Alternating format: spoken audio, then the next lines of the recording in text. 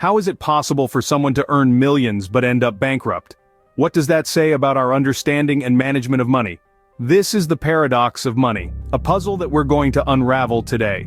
Take the case of professional heavyweight champion Mike Tyson. In 2003, Tyson filed for bankruptcy with $30 million in debt. This, despite having accumulated over $300 million during his career. It's a staggering example, but it's far from unique. Many high earners find themselves in a similar predicament, earning a fortune only to lose it all. This presents a crucial question about our relationship with money. Much of our actions, our ambitions, our dreams, even our fears, are tied up with this desire to acquire wealth. But what's the point in acquiring it if we seem to have a collective inability to manage it? In fact, the current state of affairs paints a grim picture. Americans now carry the highest credit card debt in history, a clear indication that we're not just struggling to make money but to keep it as well. This is an invisible burden, carried by the most vulnerable among us. But let's take a step back from these alarming statistics and consider our own attitudes towards money. How does money exist in your life? Does it seem to enter your life just as quickly as it leaves? Has it ever placed you in a vulnerable position, luring you into a get-rich-quick scheme or a promising course by a self-proclaimed financial guru? Our perceptions of money are sometimes more crucial than our ability to generate it. This is especially true when our very brains are wired in ways that prevent us from being financially sensible. Does it really matter if you're earning more than 6 figures a year, if by the end of that year you have nothing left to show for it?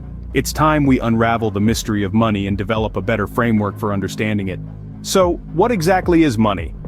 This question is more complex than it first appears. The common definition, the one you'll find in textbooks and dictionaries, describes money as a medium of exchange. It's the tool we use to buy and sell goods and services, facilitating trade between parties. But this definition, while accurate, doesn't delve into the deeper implications of what money truly represents. To uncover a more insightful understanding, let's think of money as an expression of value.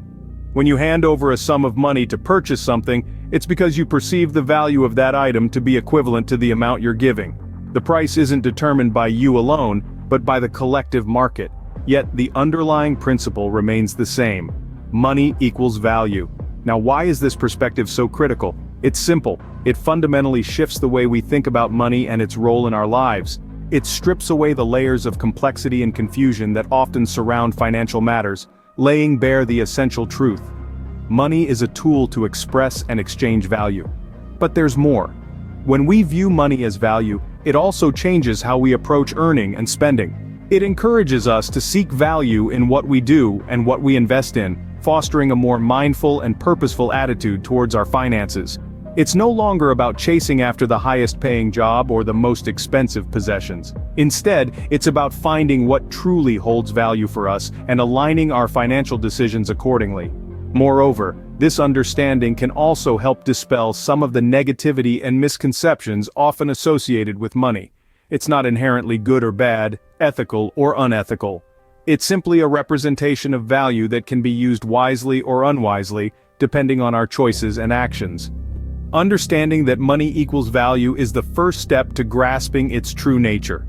This realization can be a powerful catalyst for change, opening the door to a more enlightened and empowering relationship with money. And that's a journey well worth embarking on. Have you ever thought that money is the root of all evil? This is a saying that is as old as time, and it's one that some of us might have internalized. It paints money as the villain in our society, the cause of greed, corruption, and moral decay. But is this really the case? Let's take a step back and remember what we established earlier. Money is merely a representation of value. It is a tool we use to facilitate trade and exchange. It's not inherently good or evil, it's neutral. It's just paper, metal, or digital numbers on a screen. The belief that money is inherently evil is often a reflection of our own fears and insecurities. We might fear that having too much wealth will corrupt us, or we might feel insecure about not having enough. These fears and insecurities can distort our perceptions of money, causing us to view it as a moral issue rather than a tool for exchange. So, what if we shift our perspective? What if, instead of viewing money as a cause of evil, we see it as a reflection of the value we create in the world? This doesn't mean that all wealth is gained morally, but it does challenge the notion that money in itself is immoral. As we start to view money as a representation of value, we can begin to see wealth differently. Wealth then becomes a reflection of the value that we have contributed to society. It's not about greed or exploitation, but about creating value and being rewarded for it. This perspective shift can also change how we approach wealth accumulation. Instead of viewing it as a moral failing, we can see it as a challenge to create more value in the world. It encourages us to think creatively, to innovate, and to contribute positively to society. Money in itself is neither good nor evil. It's how we perceive and manage it that matters. So let's start seeing money for what it truly is: a tool, a representation of value, and a challenge to create more value in the world. Let's look at some examples of good and bad money management. First, consider the case of Mike Tyson, a professional boxer who had earned over $300 million during his career. Despite this, he found himself filing for bankruptcy in 2003 with $30 million in debt. Tyson's case is a classic example of mismanagement of wealth, where despite the high income, poor financial choices and lack of planning led to financial ruin. On the other end of the spectrum, we have the case of billionaire Warren Buffett. Buffett, despite his immense wealth, is known for his frugal lifestyle. He still lives in the same house he bought in 1958 for just over $31,000 and drives a modest car. Buffett's wealth didn't come from a high income like a sports star or celebrity. Instead, he accumulated his wealth by consistently investing in the stock market, using a disciplined and long-term approach. But what's the difference between these two examples? It's not just about how much money they made, it's about how they managed it. Tyson's spending habits and lack of financial planning led to his downfall. On the other hand, Buffett's frugality and strategic investment approach have contributed to his financial success. Another example is that of actress Halle Berry, who despite her Hollywood success, filed for bankruptcy early in her career due to unpaid taxes and overspending. Berry learned from her mistakes and took control of her finances, becoming financially successful later in her career. Finally, we have the case of Mark Zuckerberg, the founder of Facebook. Despite being one of the youngest billionaires, he is known for his minimalistic lifestyle and strategic investments, showing how good money management can lead to financial success. These examples show us that understanding and managing money effectively is crucial, regardless of how much we earn. Whether we make millions or just a modest income, how we handle our money can make all the difference. It's not about how much we make, but how much we keep, and how well we use what we keep. As we've seen, our understanding and management of money is pivotal.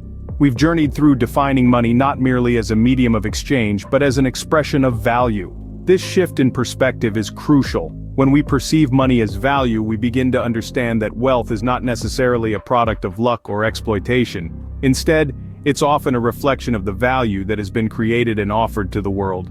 We also grappled with the neutrality of money. Money, in and of itself, is neither good nor evil. It's a tool, a resource that can be used or misused, depending on the hands that hold it. The moral quality of money lies not in the currency itself, but in our actions and intentions surrounding it. It's crucial to remember this, to prevent ourselves from falling into the trap of labeling money as inherently villainous or virtuous. The case studies we reviewed underscored the importance of effective money management. The story of Mike Tyson, despite his massive earnings, ended up in bankruptcy because of poor financial decisions. This shows that acquiring wealth is just the first step. The real challenge lies in maintaining and growing that wealth over time, which requires financial literacy, discipline, and wisdom. I encourage you to reflect on your own attitudes towards money. How do you perceive it? Do you see it as a source of stress or a tool for freedom? And how do you manage it? Do you spend impulsively, or do you plan and invest wisely? Remember, self-awareness is the first step towards improvement. In conclusion, the journey to financial freedom is not just about earning more, it's about understanding the true nature of money, shedding unhelpful beliefs about it, and acquiring the skills necessary to manage it effectively. Remember, money is simply a tool. It's up to us to learn how to use it wisely.